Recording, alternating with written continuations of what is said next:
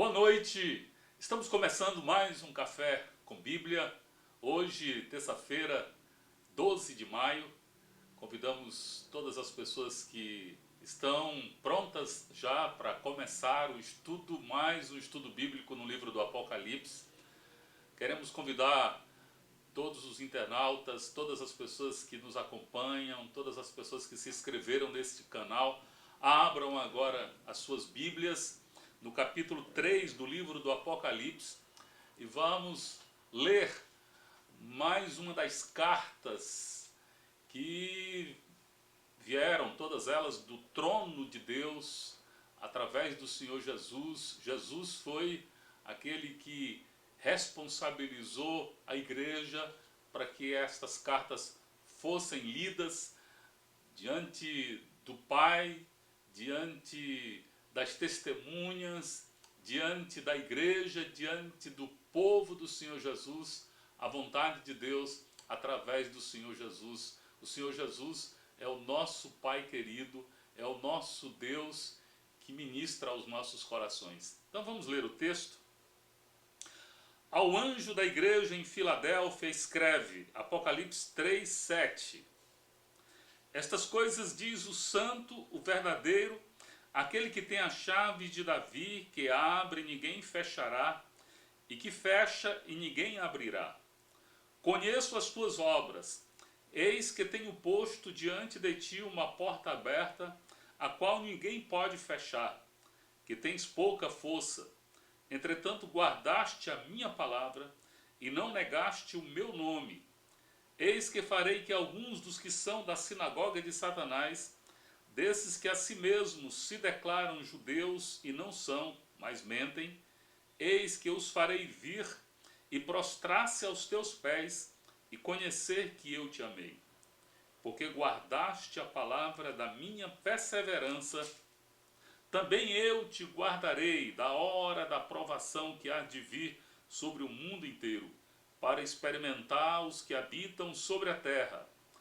Venho sem demora, conserva o que tens, para que ninguém tome a tua coroa. Ao vencedor, falo-ei coluna no santuário do meu Deus, e daí jamais sairá. Gravarei também sobre ele o nome do meu Deus, o nome da cidade do meu Deus, a nova Jerusalém que desce do céu, vinda da parte do meu Deus, e o meu novo nome. Quem tem ouvidos, ouça o que o Espírito diz às igrejas. Esta é a carta do Senhor Jesus, nosso Deus querido, enviando esta mensagem para a consolidação do seu reino entre os homens. É uma carta que devia ser lida em todas as igrejas da Ásia Menor, no tempo do apóstolo João, mas também uma mensagem que deve ser divulgada a todo tempo, não somente através do curso da história, mas nos dias atuais. Esta é uma carta que deve ser meditada, compreendida, à luz das Escrituras, uma mensagem linda, maravilhosa, uma mensagem fortalecedora em tempos de crises, em tempos de dificuldades, em tempos de lutas. Nós temos da parte do Senhor Jesus, Jesus que está no controle da igreja, Ele que se assenta no trono, Ele que distribui o seu amor e misericórdia para com aqueles que o amam, que o seguem, que o servem. E aí nós podemos receber para as nossas famílias esta carta do Senhor Jesus. O que Jesus quer nos ensinar? O que Ele deseja ministrar em nosso coração? Você está com o coração abatido? Você está com a sua fé em total desamparo, descuido? Você gostaria de legitimar a tua experiência com Deus, fortalecendo o curso da tua relação com Deus? Leia aqui comigo, acompanhe aqui comigo, porque é extraordinário o que Jesus passa a descrever para todos nós, a mensagem dele, a síntese da mensagem dele para a igreja em Filadélfia. Antes, porém, eu gostaria de mostrar para vocês um contexto, um pouco da história desta cidade de Filadélfia.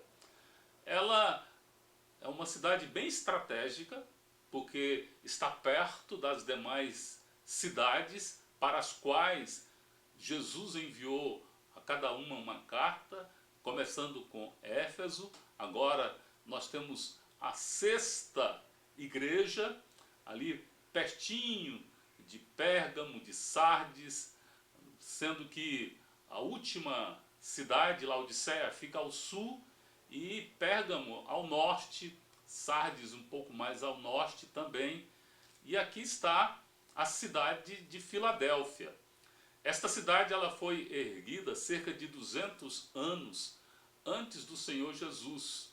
Os reis de Pérgamo, eles construíram esta cidade e ela teve por finalidade honrar o nome de um rei que faleceu nas conquistas desses reis ali, quando a Lídia já havia praticamente se enfraquecido, os generais de Alexandre já haviam dividido, cada um ficou com parte do reino, e aqui nós temos alguns desses generais já bem depois, 200 depois, fixando a sua residência em Pérgamo.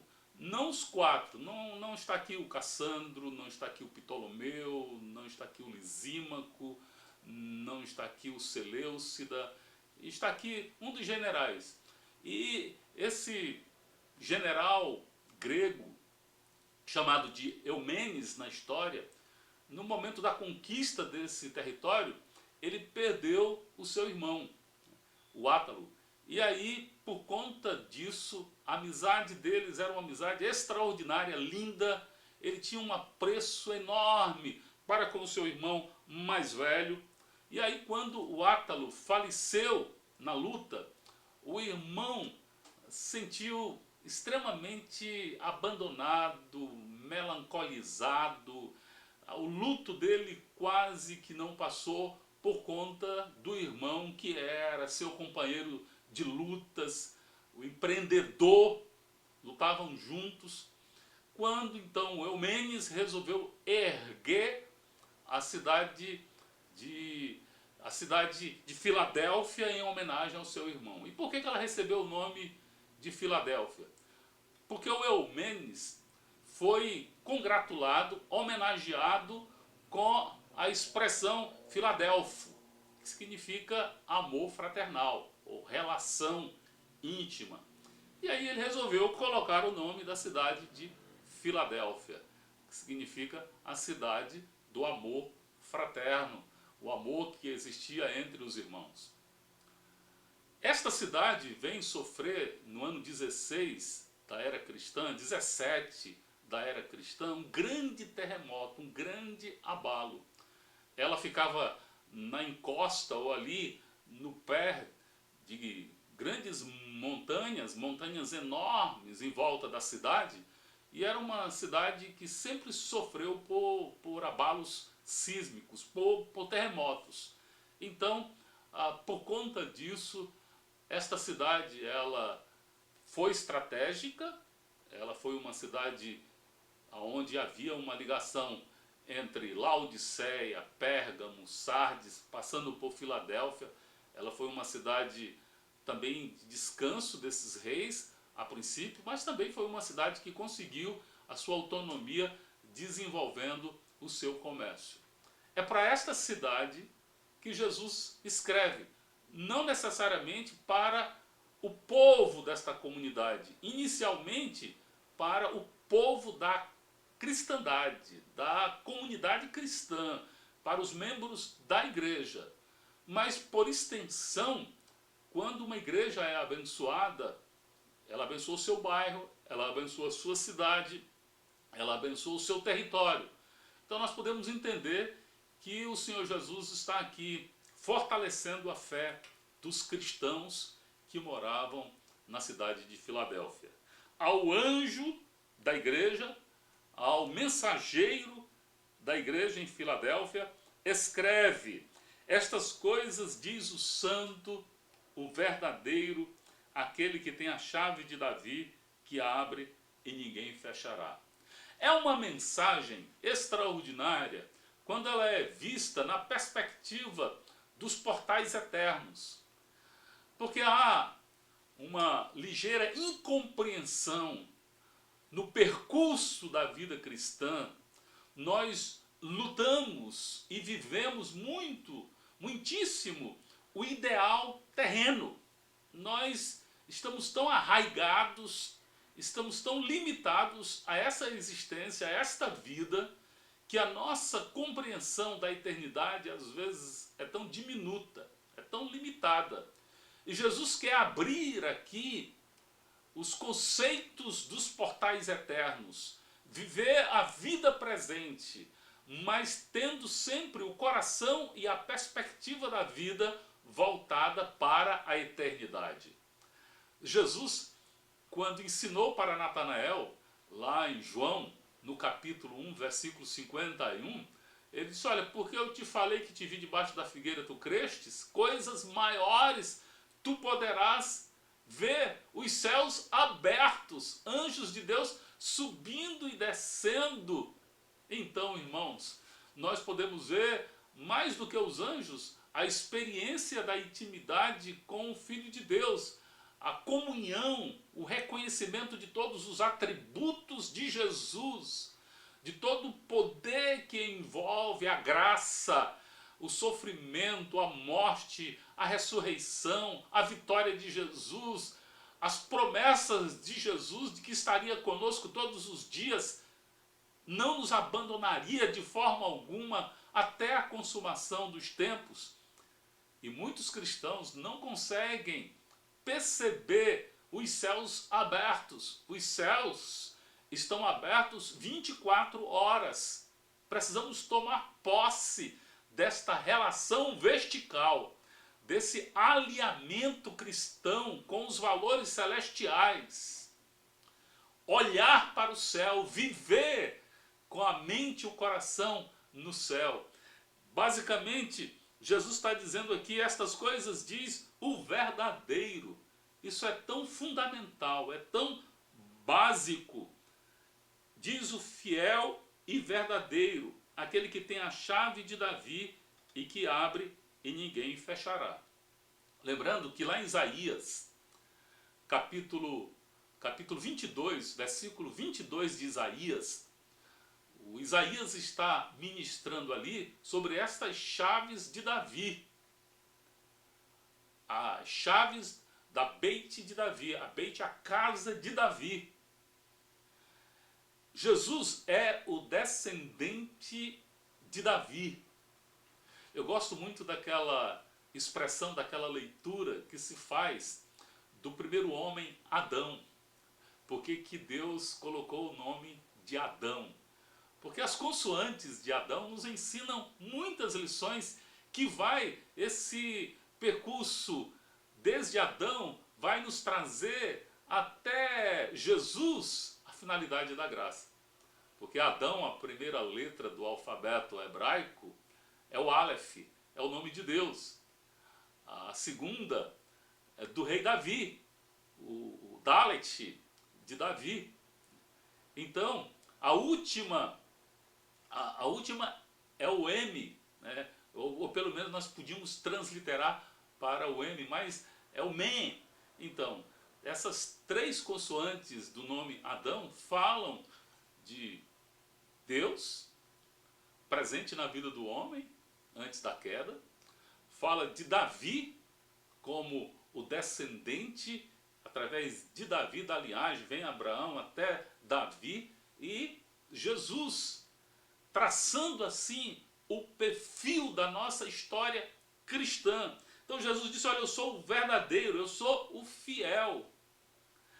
Do capítulo 1 nós temos também que ele é fiel. No capítulo 19 do Apocalipse, ele também é fiel. A expressão que fala da fidelidade de Deus, que fala do poder que envolve essa verdade, essa graça, é fundamental na fé cristã.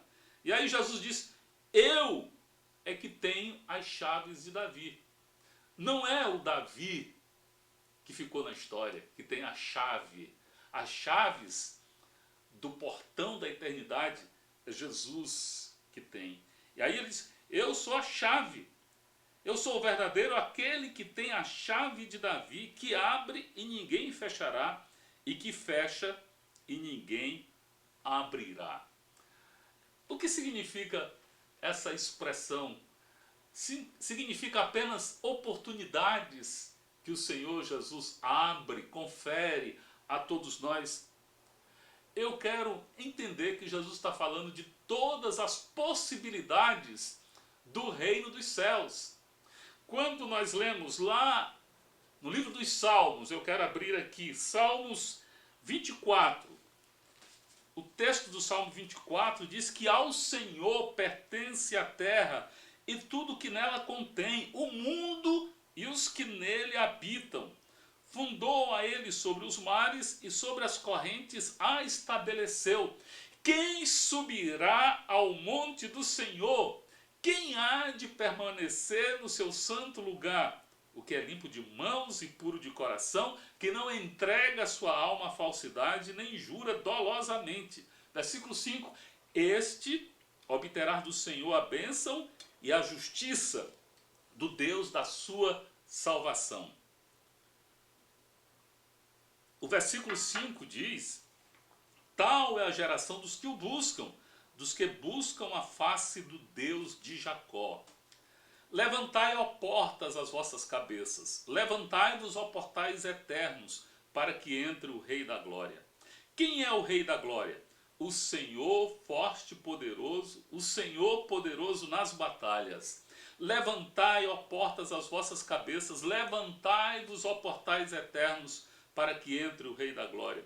Quem é esse Rei da Glória? O Senhor dos Exércitos, ele é o Rei da Glória.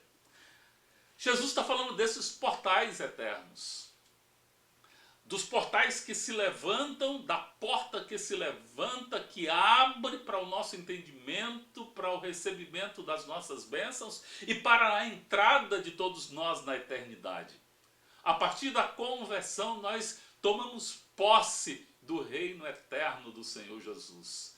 O texto dos Salmos 24 está falando de Jesus, está falando do Rei da Glória, está falando do Amém. Elohim é Rei fiel.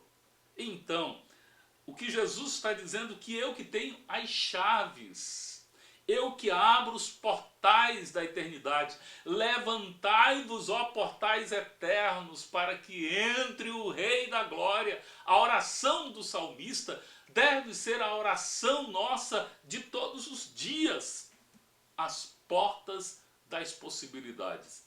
Nós temos uma urgência, às vezes até sintomática, para entender que estas portas são bênçãos materiais apenas na vida do cristão.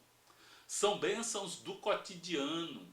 Uma porta de emprego, uma porta para um casamento, uma porta para um relacionamento, uma porta para uma viagem, para conhecer algo novo, para aprender uma tecnologia nova, uma porta...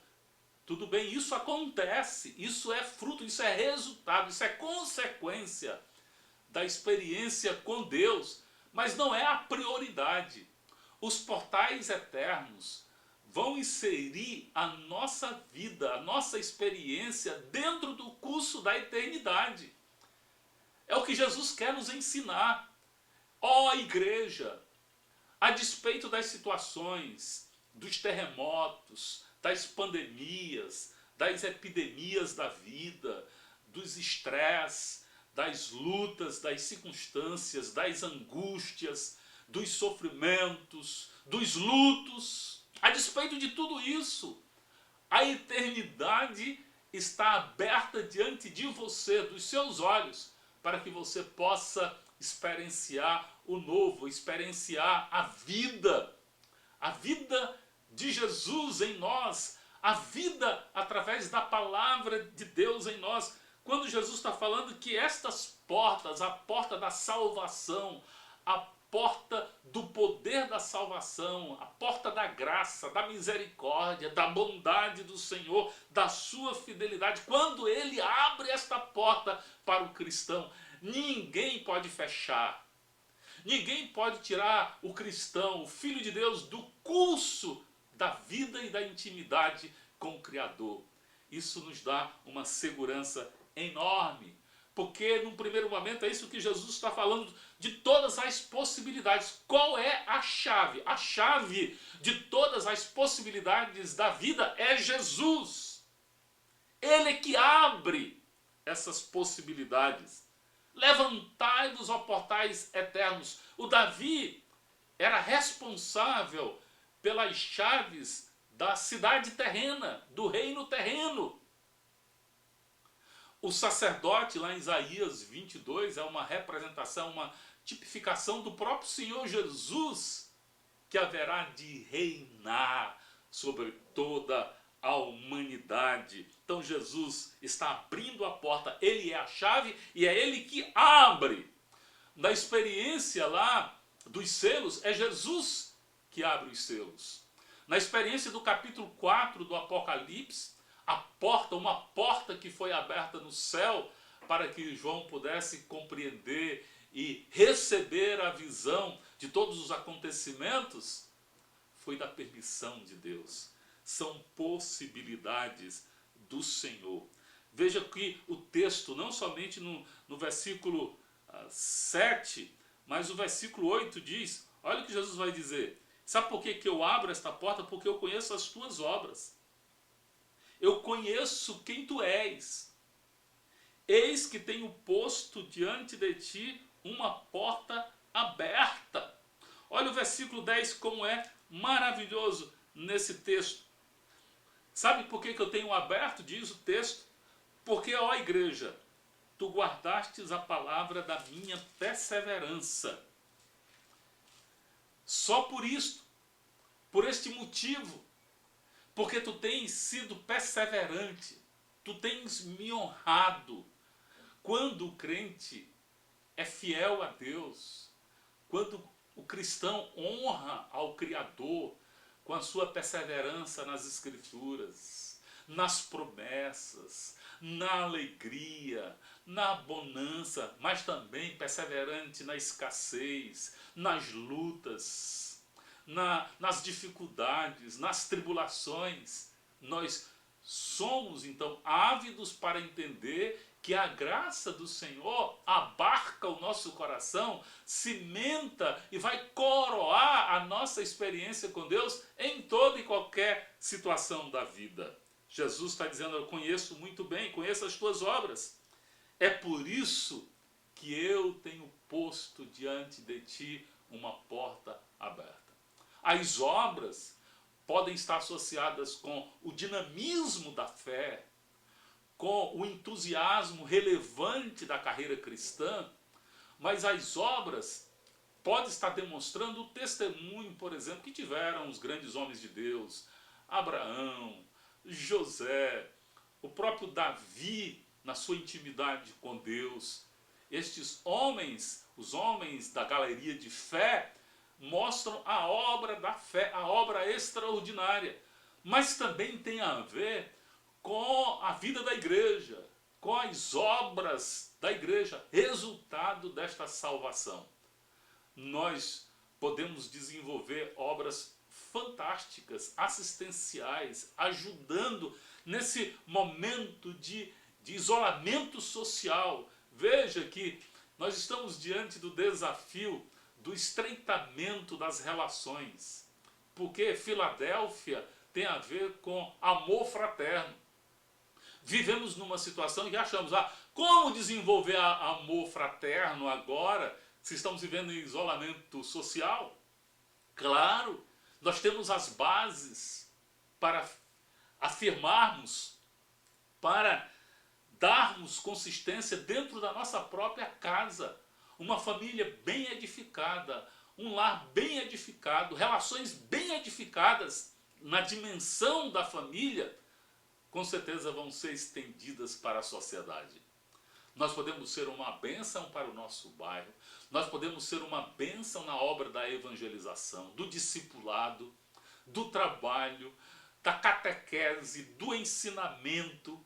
Então, a palavra do Senhor diz claramente: eu conheço as tuas obras.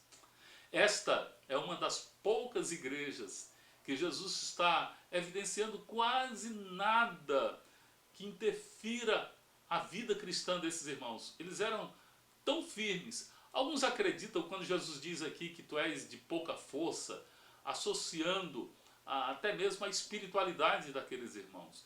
Eu tenho algumas dificuldades para aceitar isso, porque se eles eram fracos espiritualmente, como Jesus aqui vai salientar, vai pôr em relevo, em destaque as obras e vai abrir uma porta. Jesus está dizendo que a porta que ele abre, ninguém fecha. Tens pouca força. Pode ser até a própria limitação da cidade.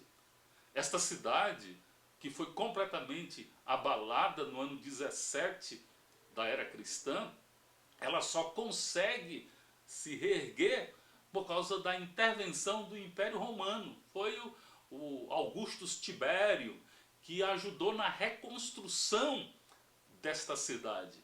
E ela voltou a receber não somente investimentos, mas a grandeza anteriormente vivida por eles. Mas havia traumas, uma cidade constantemente abalada por terremotos, uma cidade, uma comunidade constantemente tendo que reconstruir, começar. O recomeço nunca é fácil. Eu imagino que nós temos um trabalho enorme depois dessa quarentena. Reconstruir, retomar os cristãos para a comunidade local. Muitos têm esfriado a fé, muitos têm abandonado a fé. Não vai ser fácil. E se nós estamos diante de um ensaio de coisas que piores poderão acontecer, mais do que nunca, esta mensagem à igreja de Filadélfia é para nós. Possibilidades sempre vão existir. A vida cristã, ela existem os sobressaltos, mas ela nos transpõe a uma experiência de grandeza, de fortalecimento, porque é Jesus que abre as portas. Segunda mensagem que Jesus está trazendo para esta igreja, além da mensagem das possibilidades, é uma mensagem de proteção. Olha o que diz o versículo 10. Porque guardastes a minha palavra, eu também te guardarei da hora da provação que há de vir sobre o mundo inteiro para experimentar os que habitam sobre a terra. Muitos eruditos acreditam que nós estamos vivendo o início das dores, que a igreja já está diante deste desafio, desta imensa ordem que vai trazer algumas circunstâncias, alguns momentos bem adversos para a vida da igreja.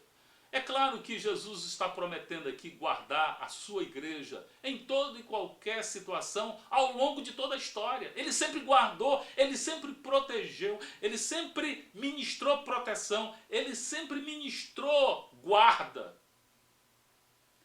Jesus está sempre do nosso lado e ele está sempre nos ensinando que nós precisamos confiar nele, como diz aqui o versículo 11. Venho sem demora, conserva o que tens, para que ninguém tome a tua coroa. Conservar no percurso da vida cristã, você está fundamentado, voltado para o grande tesouro, a experiência da fé, dos valores cristãos, não somente da ética, da moral, das promessas, da alegria do presente, mas preservar a alegria de um dia estar para sempre com o Senhor Jesus. As promessas da volta do Senhor Jesus, fé inabalável, vida vitoriosa, preservar o trabalho, preservar a índole, o alimento espiritual sólido que nós recebemos de Jesus para vivermos a fé tranquilamente, preservar a esperança, a solidez de um relacionamento que é construído na base da confiança com Jesus. Muitos cristãos, nas dificuldades, abandonam Jesus. Os discípulos que abandonam o mestre, que abandonam a palavra, abandonam o discipulado na hora do sofrimento, na hora das lutas, não são dignos de receber a coroa, para que ninguém tome a tua coroa. O principal hoje, que tem a finalidade de roubar a tua coroa, é Satanás. Então, para que ninguém tome a tua coroa, conserva o que tens. A porta aberta, Jesus que tem as chaves dos portais da eternidade, se apresenta como aquele que protege a igreja. Vale a pena declarar, não negar o nome de Jesus, porque Jesus promete ainda no versículo 9, eis que farei alguns dos que são da sinagoga de Satanás, desses que a si mesmos se declaram judeus e não são, mas mentem, eis que os farei vir, eles vão prostrar-se aos teus pés. Lembra que no início da igreja primitiva, especialmente quando Jesus escreveu para Éfeso, os efésios também tinham essa dificuldade enorme, porque a igreja estava cheia de judaizantes. A comunidade de Laodiceia, a cidade de Laodiceia, havia muitos judeus lá. E esses judeus ortodoxos, essa ortodoxia que não tinha limite para invadir o território da igreja e até criticar e declarar que esses cristãos seguidores de Jesus estão errados. E aí, essa perseguição religiosa desses falsos judeus, desses ensinamentos judaizantes, eram ensinamentos que também traziam conflitos dentro da igreja de Filadélfia. Mas a palavra do Senhor diz, olha, vocês não negaram o meu nome, vocês aceitaram o embate, a luta, vocês não se desesperaram por causa desses judaizantes, desta sinagoga de Satanás, desses que a si mesmo se declaram judeus e não são. Eu os farei vir e prostrar-se aos teus pés, porque eles vão conhecer que eu te amei. E aqui nós temos uma mensagem linda de proteção. É a mensagem do amor de Deus. O amor de Deus que nos cerca. O amor de Deus que nos acompanha. O amor de Deus que nos ampara. O amor que nós recebemos na cruz, do perdão dos nossos pecados. É o amor que nos restaura, que nos traz paz, que nos traz presença, que faz a nossa fé em todos os momentos se tornar forte. É por causa do amor de Deus. Os inimigos saberão que Deus nos ama.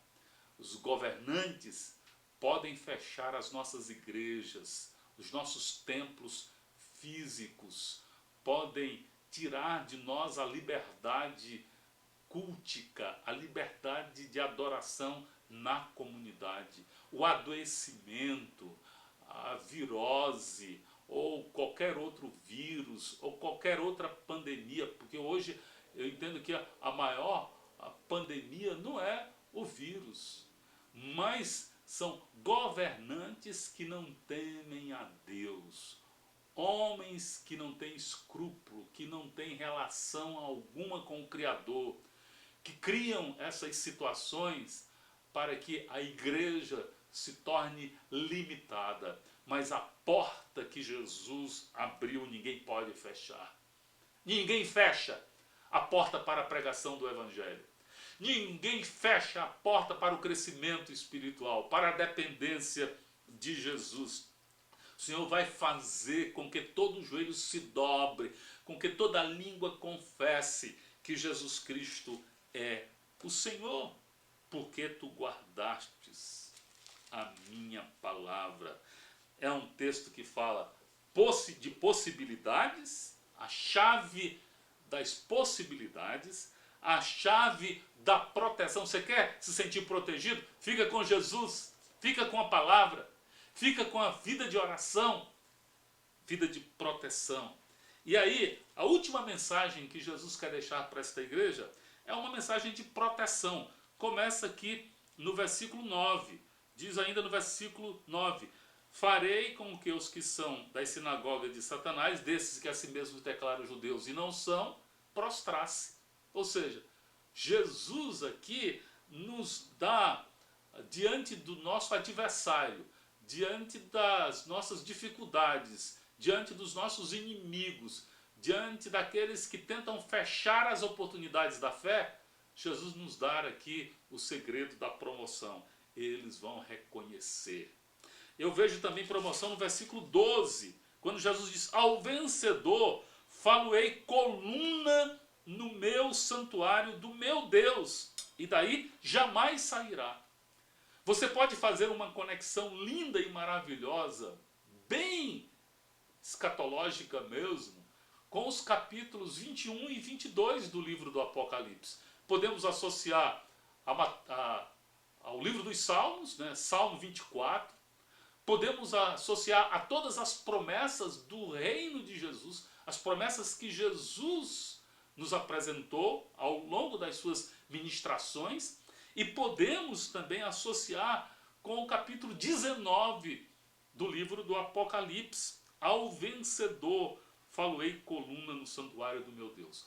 Lá no capítulo 21 do Apocalipse, o Senhor diz que no milênio, no reino de Cristo, quando a nova Jerusalém descer, lá não vai haver templo. O templo é o Senhor. Então, que colunas são estas no santuário de Deus? Olha que toda a terra se tornará o santuário de Deus. A base é a nova Jerusalém. Mas lá no capítulo 21 do livro do Apocalipse, os nomes dos discípulos aparecem na base do templo. E bases são colunas.